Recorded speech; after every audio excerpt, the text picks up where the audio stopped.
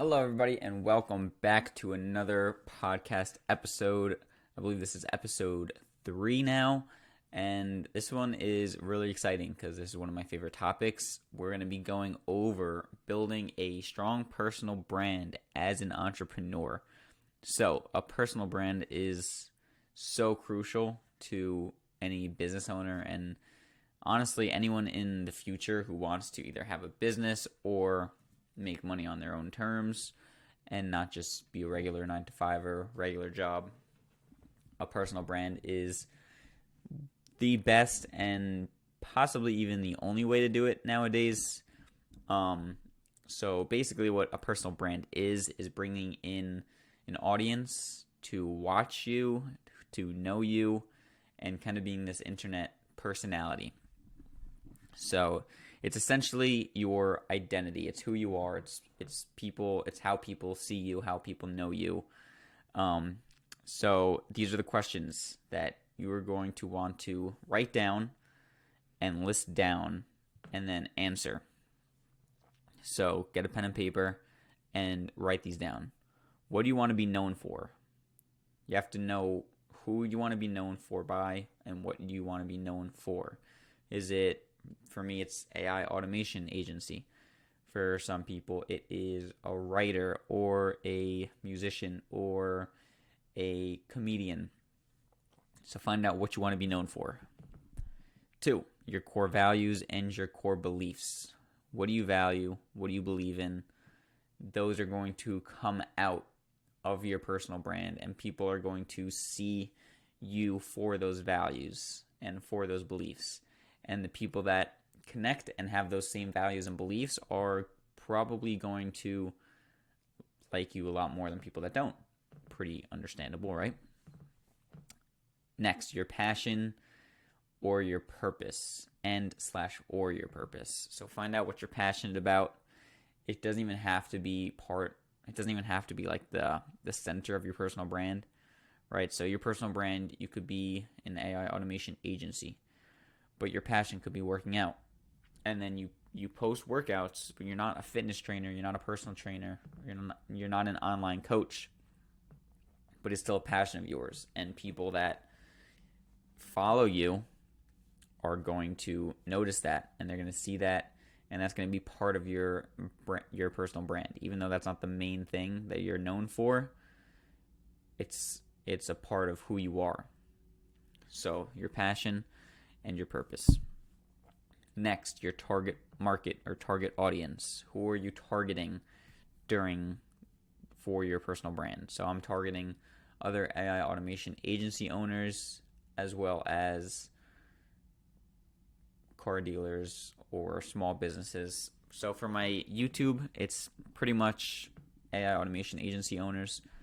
But for my Instagram, I tailor it more towards business owners and AI automation agency owners, and I kind of help them to integrate AI. Or at least that's what I'm starting. I'm still in the early process of my personal brand, so I don't have it all figured out, but this is what I've learned from my past. Next, your brand story. So this one is actually super important. This is your experiences, your achievements, your challenges. It's all the things that have shaped you into who you are now, and people want to see that stuff. So for me, right now, I am showing a documentation of my life while I build an AI automation agency. So through it, you're going to see experiences. You're going to see me getting my first client. You're going to see challenges. You're going to see me losing deals, right? You're going to see all that stuff, and that's what people want to follow along. Because think about like any movie, there's the conflict, there's the resolution, there's the growth of the character, the hero's journey. So people want to see that. So study the hero's journey. Actually, that's a good one. Look up the hero's journey, find out what that is, and study it a little bit. That's what people want to see. That's why people watch movies. So, point 2 that we're going to be making. So point 1 was, what is a personal brand? And the questions that you really need to hone in on your personal brand.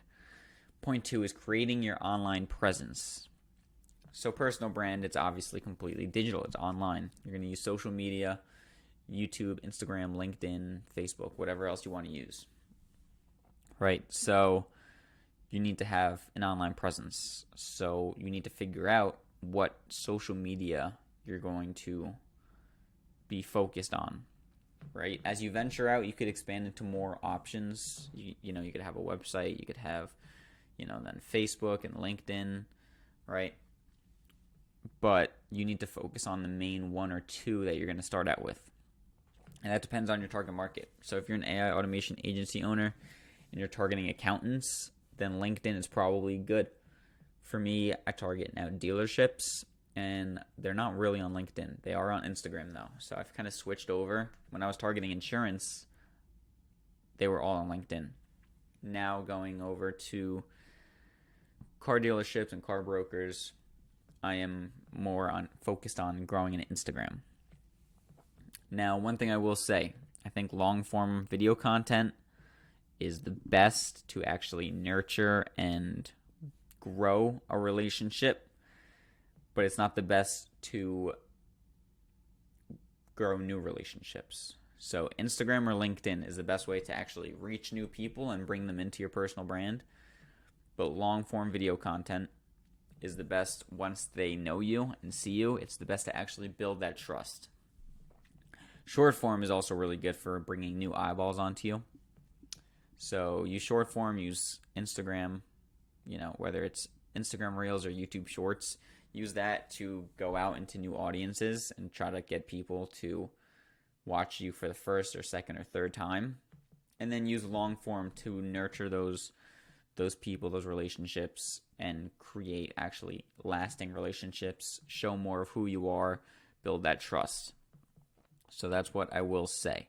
And podcasts too are really good. So podcasts and long form YouTube videos are both really good. You could really see it anytime that someone who's already pretty well known starts a podcast, people actually become true fans of them and really become like they watch all their podcasts and their videos.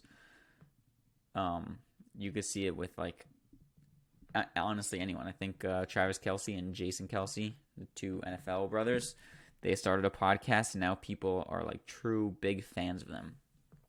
So when you start creating long form content, that's how you actually get people to build that lasting relationship and a lasting personal brand. So point 3, we're going to get deeper into content creation. So if you haven't seen already my content strategy video, go check it out. It's on my channel. And I tell you about how to actually create pillars of what you're going to be posting about. So content creation, as I said, podcasts and YouTube are the best for actually nurturing the relationships. Short form content like shorts or reels or Instagram posts or just LinkedIn posts, those kind of things are great for discovery.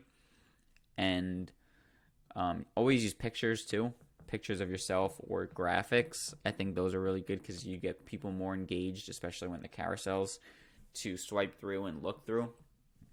And when they're pictures of yourself, then you create that relationship even more because they see what you look like and they see you as an actual person rather than just as a profile.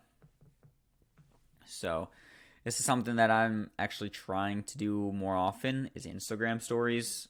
So on Instagram, you have stories that last for 24 hours, and those should be like every day in the life. Like if you used to watch or you still do watch a day in the life vlogs on YouTube, that is now Instagram stories.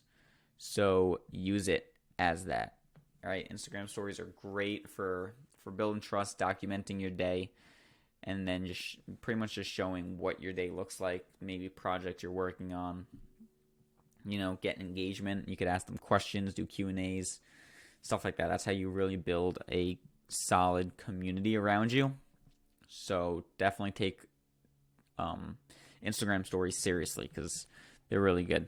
Great way to show behind the scenes content. So point number 4, becoming a thought leader. So if you don't know what a thought leader is, it's basically someone who is well known in their industry or niche for what they do. So think of Dan Locke, he's known in sales and marketing. Jeremy Miner, known for sales and marketing. There's any niche you go, you could name and you could just think of people. Those are the thought leaders.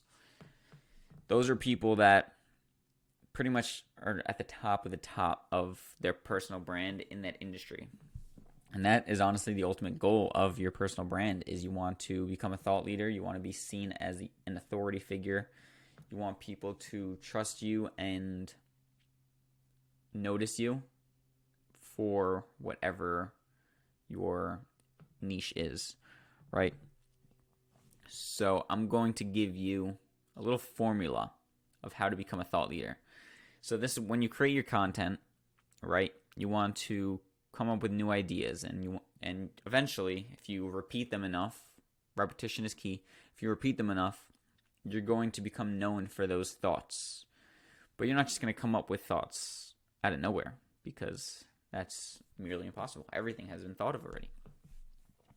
But what you are going to do is you're going to take your experiences in the past and you're going to add other people's ideas. You're going to combine them, and those are your new ideas. So don't just steal people's ideas. Don't just take their ideas, and don't just, talk about your past experiences. You want to find a way that relevant ideas that people already know and your experiences can combine, and then you can create new ideas from that. And that comes with content. That's why you have swipe files, things like that. So if you don't know what a swipe file is, it's basically just you compile a whole list of other people's content ideas or other people's emails or video titles, stuff like that, and then you just have a whole folder just filled with them. And then you use that to inspire your own ideas and your own content. It's the same thing. Get other people's ideas, combine it with your experience in your industry, and boom, that's how you become a thought leader.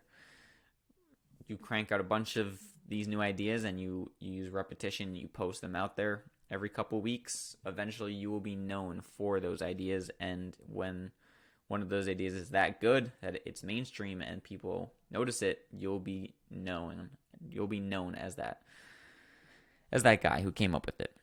So point number 5, networking. So once you have a little bit of a community, you have some ideas of yours, you have content out there, you're gaining traction, now you can use that to create a network and with other creators who are around the same level as you. Right? So it has to be an equal value exchange. But this is when you really start ramping up, because you get in communities of other people that also provide different value, and you guys can start working together. You could do posts together, shout outs, meetups, hangouts, all that kind of stuff. So yeah, other people will take notice, and then you'll leverage that to expand your network, create a group, create a relationship, create relationships with others, and provide equal value. So then when you surround yourself with them, you also surround yourself with their community. They surround themselves with your community, and you guys both can grow from that exponentially. Okay, last one. Point number 6 to building a strong personal brand. This might be the most important. It's the compound effect. So don't quit after a couple weeks or a couple months. You don't see results. Give it 3 to 5 years to actually start seeing some real results. And I know you're probably like, 3 years? What, you're going to do something for 3 years and see no results? Yes. Well, you'll see some results, but for the most part, yes, you're not going to see big results. You have to start gaining momentum, and that takes a couple years to start gaining momentum. And then you'll see exponential growth, consistent growth. So another thing, your first 50 videos are going to suck, right? I'm currently in the process of making my first 50 videos, and they're probably not the best, but that's fine, because you just got to crank them out. So focus on cranking out 50 videos as fast as you can, create a consistent schedule, and just get them out of the way, because they're not going to be good either way. You could try perfecting them, they're not going to be good. So quantity over quality. And I know it's kind of like a hot take. A lot of people say quality over quantity. When you get to a certain point and you're big enough and you have enough experience, yeah, then quality over quantity. But when you're first starting, quantity. Just get as much stuff out as you possibly can. And once the first 50 are out of the way, then you're going to see a big improvement. Go back after 50 videos, go back and watch your first one and watch your 50th, and you're going to see crazy experience and growth. So, yeah, the compound effect. Back to the main point. Once you get those 50 out of the way, then you're going to be pretty good. You're going to get good at making videos. So, say it takes you a couple months, 3-4 months to get the first 50 out of the way. Then you're creating good videos, right? So it's going to take a while of you actually creating good videos to see results. That's why if you quit in the first couple weeks or the first couple months, there's no point in even doing it because you haven't gotten good yet. First you need to get good, then you need to be good for a while, and then you will start gaining momentum.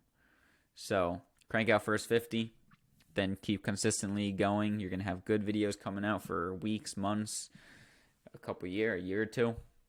And then you're going to start seeing some growth, and then another year goes by, and that's when you're really going to have momentum, be fully going, like a well-oiled machine, and boom, you're just going to get growing. So yeah, and then the growth gets exponential, right? So then the longer you go, from year 5 to year 6 is going to be way more growth from year 1 to year 5, right? So focus on the inputs, right? This is another thing that I recently heard.